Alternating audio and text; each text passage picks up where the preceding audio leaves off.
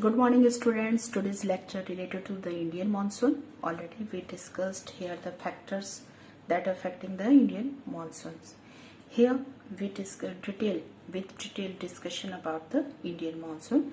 The climate of India is strongly influenced by the monsoon wind. Okay. अब ये कैसे महसूस हुआ? जो सेलर्स जो इंडिया के अंदर आते थे, जो ट्रेड करने के लिए इंडिया के लिए आते थे, तो वो यहाँ पे जो विंड्स हैं वो क्या है, आपकी अर्थ जो है वो रोटेट करती है वेस्ट टू ईस्ट, लेकिन यहाँ पे जो कोरियोलिसिस जो फोर्स है उसके चलते क्या होता है कि ये जो ट्रेड विंड्स है वो इस डायरेक्शन में टर्न हो जाती हैं। और ऐसी कंडीशन में जो अब जो शिप है, अगर कोई आपकी जो ट्रेडर्स होते हैं जनरली वो शिप के थ्रू आते हैं, तो यहाँ पे वो इस तरह से उनकी शिप जो है उनको मूव करने में हेल्प करती है।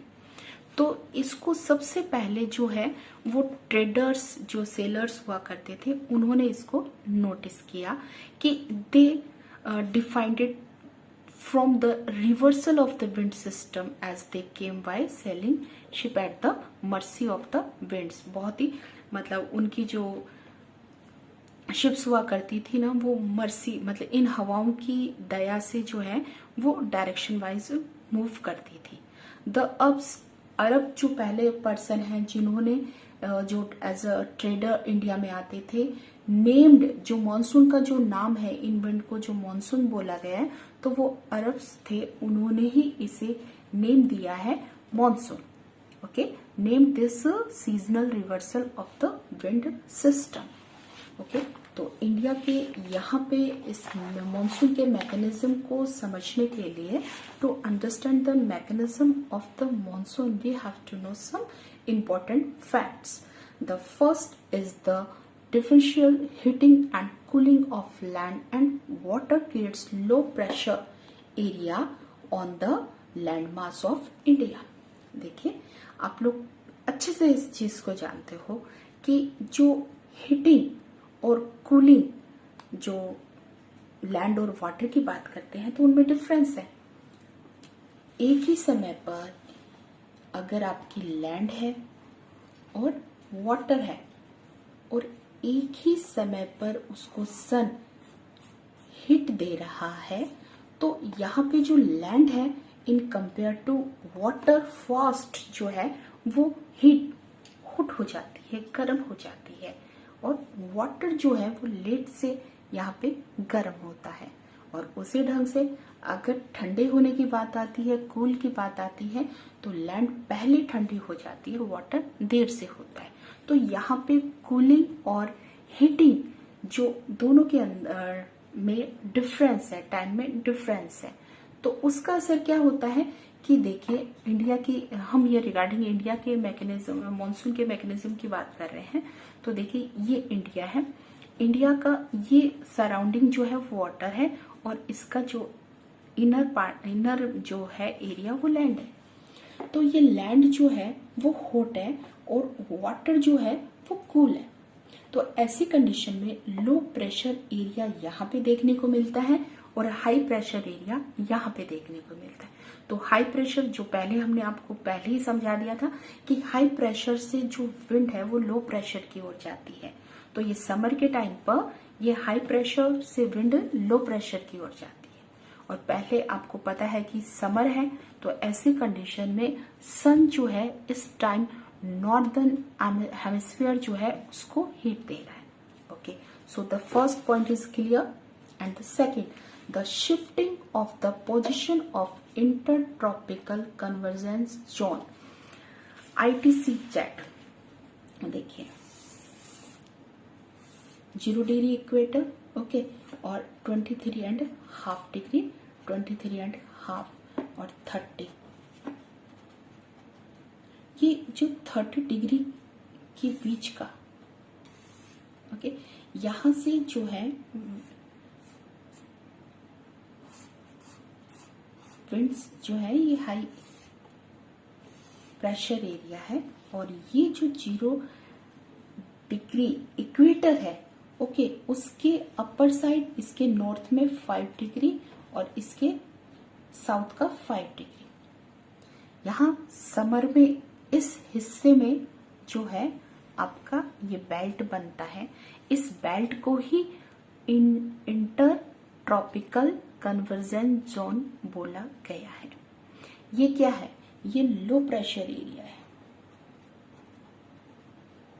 ये लो प्रेशर है, और ये क्या है? High pressure. तो इन दिस केस जो विंड्स हैं वो आपके डाउनवर्ड आती हैं, लेकिन यहाँ पर पृथ्वी जब रोटेट करती है तो ये विंड्स इस डायरेक्शन में मूव कर जाती है। तो यहाँ तो हमने नॉर्थ की तरफ से और साउथ की तरफ से भी सेम प्रोसेस होती है। तो ये बेल्ट दोनों में कुछ तो कंजर्व हो रहा है यहाँ पे। तो यहाँ पे इस बेल्ट को जो है हमने क्या नाम दिया है? ITCZ। अब समर में क्या होता है कि ये 5 डिग्री जो है शिफ्ट हो जाता है। अब 5 डिग्री शिफ्ट होने का मतलब है कि जो टेम्परेचर यहाँ पे है, ओके, अब वो 5 डिग्री शिफ्ट हो जाता है, और उसका लो प्रेशर का जो इफेक्ट है हमारी मॉनसून के ऊपर देखने को मिलता है। Next is the high pressure area east of Madagascar. अब मेडागास्कर की लोकेशन आपको कहाँ मिलेगी? आपका जो अफ्रीका है, ओके, अफ्रीका के इधर जो है वो मेडागास्कर की लोकेशन आपको दिखाई देगी।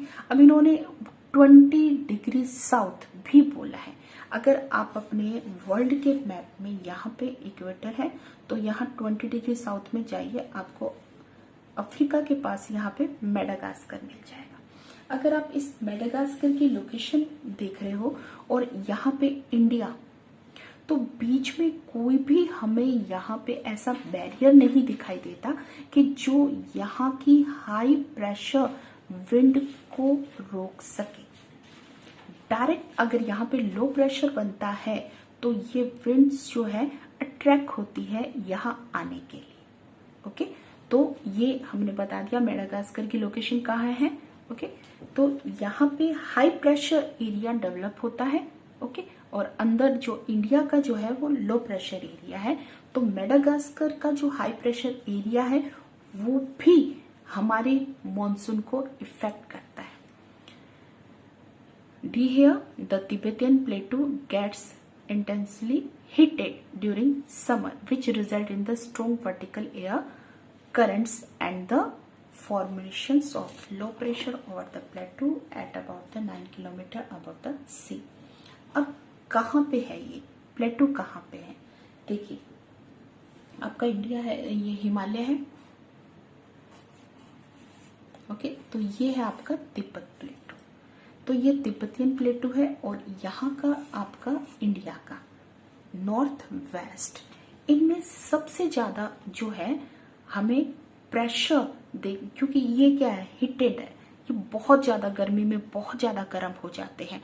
और गर्मी का मतलब क्या है? Low pressure. गर्मी का मतलब है लो प्रेशर। तो यहाँ पे जो लो प्रेशर बनता है, जितनी ज्यादा गर्मी इस एरिया में होगी उतना ही हाई प्रेशर की विंड यहाँ पे आने को अट्रैक्ट होती है। तो ये जो है लो प्रेशर एरिया है, ये अट्रैक्ट करता है किसको? हाई प्रेशर की विंड को। तो हाई प्रेशर की विंड इनकी तरफ आती है, ओके। तो ये भी हमारी जो है मॉनसून में हेल्प करते हैं। इस मैकेनिज्म को हमको समझना पड़ेगा, okay. Next is the movement of the westerly jet stream to the north of the Himalayas and the presence of the tropical easterly jet stream over the Indian Peninsula.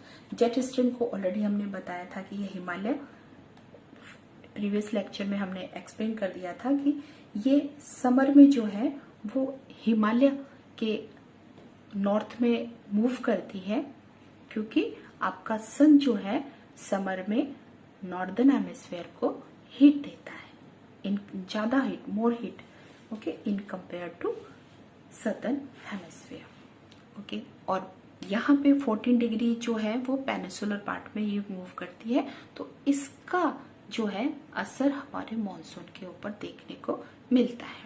Okay, तो यहाँ पे हमने 5 ये fact explain किए हैं जो कि हमारे मैकेनिज्म ऑफ मॉनसून को समझने में मदद करते हैं। तो यहाँ पे हीटिंग कूलिंग अच्छे से समझ में आ गया। ये आपका मैंने ITCZ और high pressure area of Madagascar और तिब्बतियन प्लेटू जो मैंने आपको बताया यहाँ पे कि लो प्रेशर एरिया वहां पे डेवलप होता है। ओके, इसके अलावा भी हमारे यहाँ पे जो मॉनसून है, यहाँ पे मैं एक पॉइंट आपको बताना भूल गई कि जो मॉनसून है वो कहाँ देखने को मिलता है, वो एरिया जो मॉनसून की जो कंडीशन है वो कहाँ पे बनती है, तो वो है 20 degree north and 20 degree south. इसी बेल्ट के बीच में वो कंडीशन बनती है कि हमारी कंट्री के अंदर जो है वो मॉनसून आता है। ये रिगार्डिंग हमारी कंट्री है, वर्ल्ड के रिगार्डिंग नहीं है, ये हमारी कंट्री के रिगार्डिंग है कि इस एरिया में जितनी भी हलचल होती है वो या फिर कुछ भी यहाँ पे होता है तो उसका असर हमारे मॉनसून के ऊपर देखने को मिलता है। Okay, next, apart from this it has also been noticed that the changes in the pressure condition over the southern ocean also affect the monsoon. Normally when the tropical eastern south Pacific ocean, okay, ये Pacific ocean है, Pacific ocean में क्या है, high pressure area है।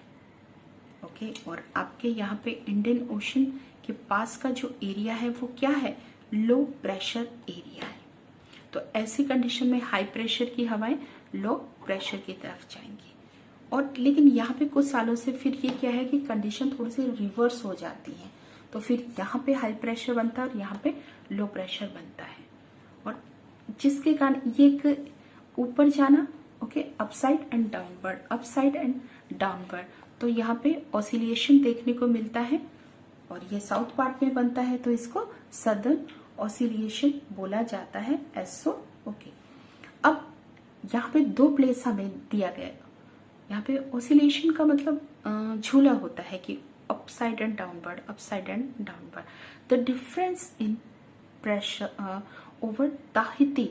अब देखो यहाँ पे बहुत अच्छा हमको उनको जैसे किसी पर्सन का घर का एड्रेस दिया जाता है, तो यहाँ पे ताहिती जो है उसको भी एकदम पूरा प्रॉपर जो लोकेशन हमें दिया गया है उसका, और डार्विन का भी लोकेशन दिया। कैसे हम इसको सर्च करें, सर्च करने का है कि आपको सबसे पहले इसके लिए क्या लेना पड़ेगा, आपको वर्ल्ड मैप लेना पड़ेगा। वर्ल्ड मैप में आप इसके जो भी डिग्रीज दे के रखे उस डिग्री रिगार्डिंग उधर चलिए। अब ये आप बहुत इजीली से सर्च कर सकते हो, या फिर मैं आपको यहाँ पे थोड़ा सा हेल्प कर दूं कि कैसे हम इसको सर्च कर सकते हैं। देखिए, ये वर्ल्ड मैप है आपका। ओके, वर्ल्ड मैप में यहाँ पे आपके ईस्ट, वेस्ट, नॉर्थ और साउथ दे के रखे हैं, और इनको ऑलरेडी मैंने उससे पहले एक सर्च करके आपको लोकेशन बताई थी। ओके, तो बहुत इजी आपके लिए होगा कि आप खुद इसको सेल्फ सर्च करिए। लेकिन फिर मैं ये देखिए, डार्विन ऑस्ट्रेलिया के ऊपर है और ये है आपका ताहिती। क्यों हमने इसको सिलेक्ट किया, इन्होंने कहा है कि ताहिती और डार्विन दोनों को हम ऑब्जर्व करते हैं और उसके कैलकुलेट कर सकते हैं, उसको एक प्रिडिक्ट कर सकते हैं कि मॉनसून कैसा रहेगा। अगर डिफरेंस जो है दोनों के प्रेशर में डिफरेंस जो है वो नेगेटिव है, इट मीन्स एक इंक्रीज हो रहा है, दूसरा डिक्रीज हो रहा है, अगर नेगेटिव है तो हम बोल सकते हैं कि it would mean below average and let monsoon. Average it means monsoon ना तो ज्यादा अच्छा ना ज्यादा कम, और मॉनसून थोड़ा लेट आएगा। अब हम इस एसओ को एल नीनो के साथ जोड़ देते हैं। एल नीनो क्या है, देखिए, एल नीनो जो है वो क्रिसमस विंटर के टाइम में, ये चीज जो यहाँ पे हो रही है वो हमें विंटर के टाइम में देखने को मिलती है। और El Nino is a Spanish word meaning the child and refer to the baby Christ as this current start flowing during Christmas. The presence of El Nino lead to the increase at the sea surface temperature and weakening of trade winds in region. और El Nino को हमने किसके साथ जोड़ दिया है? Southern oscillation के साथ जोड़ दिया है। तो ऑसिलेशन के साथ जोड़ देने से इसका नाम हो गया है ENSO, El Nino southern oscillations. Okay, now the onset of the monsoon and withdrawal. Onset of the monsoon, monsoon की शुरुआत। देखिए यहाँ पे जनरली आपको 5 मार्क्स का क्वेश्चन पूछा जा सकता है, right about the onset of the monsoon. तो आपको अपने 5 पॉइंट्स ऐसे तैयार कर लेने हैं, रेडी कर लेने हैं कि आप बहुत इजी से उसको राइट कर पाओ। तो देखिए ट्रेड जो विंड्स हैं वो जनरली हमें देखने को मिलती है, लेकिन यहाँ पे जो मॉनसून जो होता है वो मॉनसून की जो विंड्स होती है उसके ऊपर बहुत सारी यहाँ पे एटमॉस्फेरिक कंडीशंस जो है वो उसके ऊपर इफेक्ट डालती है। बहुत सारी एटमॉस्फेरिक कंडीशन का रिजल्ट है आपकी मॉनसून विंड। अब मॉनसून का ड्यूरेशन कितने टाइम पीरियड के लिए ये मॉनसून रहता है? तो वो टाइम पीरियड आपका 100 to 120 डेज। अगर मंथ वाइज बोले तो ये है जून टू मिड सितंबर, around the time it's arrival. The normal, अब रेन जैसे ही रेनफॉल शुरू होता है या फिर मॉनसून आता है तो थोड़ा सा हमें जो पहले प्री मॉनसून होता था, जो हल्की फुल्की जो बारिश होती थी, अब वो कंटिन्यूटी के साथ देखने को मिलती है। इट मीन्स दिन में 1 या 2 बार बारिश होती है। इसका मतलब क्या हुआ कि sudden increases and continuity for सर्वल days. कुछ ही यहाँ पे अगर मैं बोलूँ कि 100 to 120 डेज कंटिन्यू बारिश होती है, नहीं, ऐसा नहीं होता। यहाँ पे सर्वल डेज के साथ उसको जोड़ा गया है। This is known as the burst of the monsoon and can be distinguished from the pre monsoon shower. अब इंडिया के अंदर जो सबसे पहले जो मॉनसून की एंट्री होती है वो केरल से होती है। इसका साउथ जो पार्ट है सबसे पहले केरल से यहाँ पे इसकी एंट्री होती है। Then after it's divided into 2 branches. The first is the जो ब्रांच अरेबियन सी की तरफ मूव करती है, that is the Arabian branch, और जो बे ऑफ बंगाल की तरफ मूव करती है that is the Bay of Bengal branch. The Arabian sea branch reaches Mumbai. बहुत ही फास्ट जो है ये मुंबई में पहुंच जाती है, बहुत ही फास्ट मुंबई की तरफ पहुंचती है। और कितना डे लेती है वहां पे? ये अप्रोक्स वहां पे 10 जून तक ये मुंबई में पहुंच जाती है। Later to approximate this is the fairly rapid advance. It means बहुत अच्छी स्पीड के साथ वो वहां पे पहुंची है। ओके, और उसके बाद जो है इसकी जो नेक्स्ट ब्रांच है the Bay of branch, Bay of Bengal की जो ब्रांच है वो असम की तरफ। यहाँ पे देखिए आपकी जो ब्रांच है सीधा यहाँ पे 2 पार्ट्स में डिवाइड होती है। ओके, इधर की तरफ की ब्रांच को, इस तरफ की ब्रांच को हमने बोला है अरेबियन सी ब्रांच, और इधर की तरफ हमने बोला है बे ऑफ बंगाल। अब देखिए यहाँ पे कोई भी बैरियर नहीं है। जो बे ऑफ बंगाल की जो ब्रांच है वो सीधा और सीधा यहाँ पे असम की तरफ जाती है, लेकिन यहाँ पे हाई माउंटेन के चलते क्या होती है, ये थोड़ा टर्न हो जाती है। This Bay of Bengal branch also advanced rapidly arrived to Assam in the first week of June. The lofty mountain causes the monsoon wind reflect towards the west. West की तरफ। अब यहाँ पे जो माउंटेन के साथ जाएगी, टकराएगी, तो उसकी डायरेक्शन चेंज हो जाती है और यहाँ पे वो ईस्ट की तरफ, नॉर्थ ईस्ट की तरफ नहीं जाकर वो किसकी तरफ है, वेस्ट की तरफ मूव करती है। अब गंगा प्लेन है यहाँ पे आपका। By mid June the Arabian sea branch of the monsoon arrive over Saurashtra, Kutch and central part of India.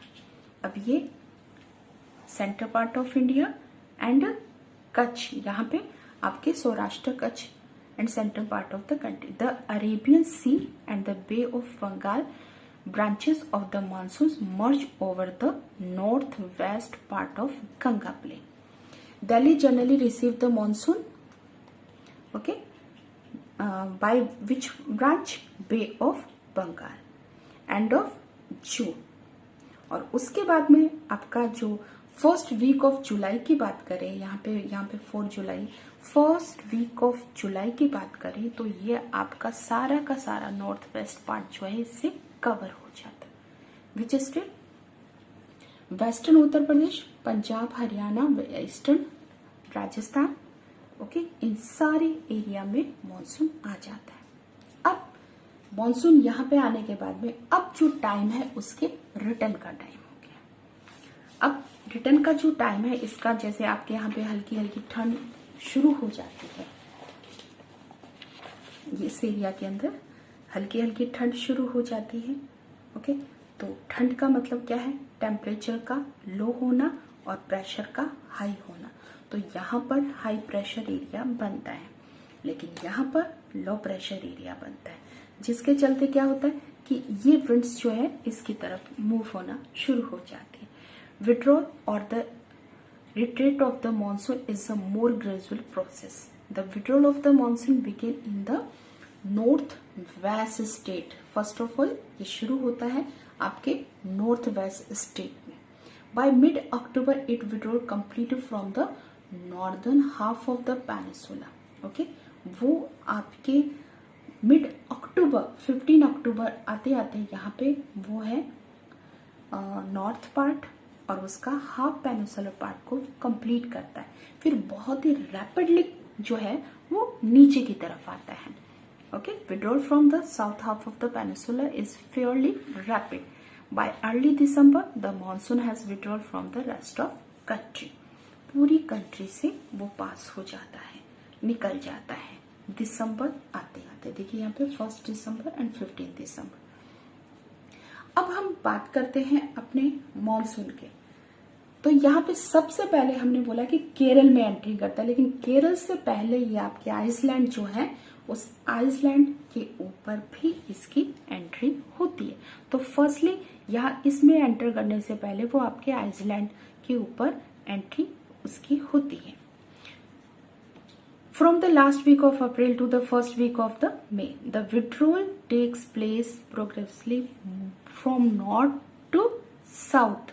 The first week of December of the first week of January. By this time, the rest of the country already under the influence of the winter monsoon.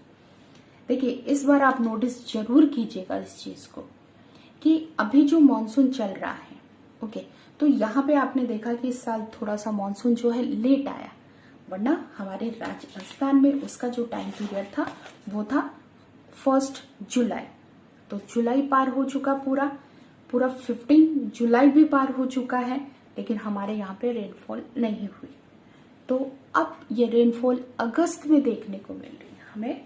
यहाँ पे first week of अगस्त था, it means late monsoon था, लेकिन यहाँ पे 4 to 5 days continue rain हो रहा है। तो ये क्या है? मॉनसून है। तो आप क्लियरली इस मॉनसून को समझ चुके हो, लेकिन रिट्रेटिंग मॉनसून के लिए हमें थोड़ा वेट करना पड़ेगा। वो टाइम जिसमें हम दिवाली सेलिब्रेट करते हैं, तो वहां पे हमें उस समय आप ये नोटिस कीजिएगा कि दिवाली के टाइम पर हल्की 2 या 3 दिन बारिश यहाँ पे होती है, इट मीन्स मॉनसून जो है अब रिटर्न होना शुरू हो जाता है और दिसंबर और जनवरी आते आते ये साउथ को पार कर जाता है। Okay, thank you.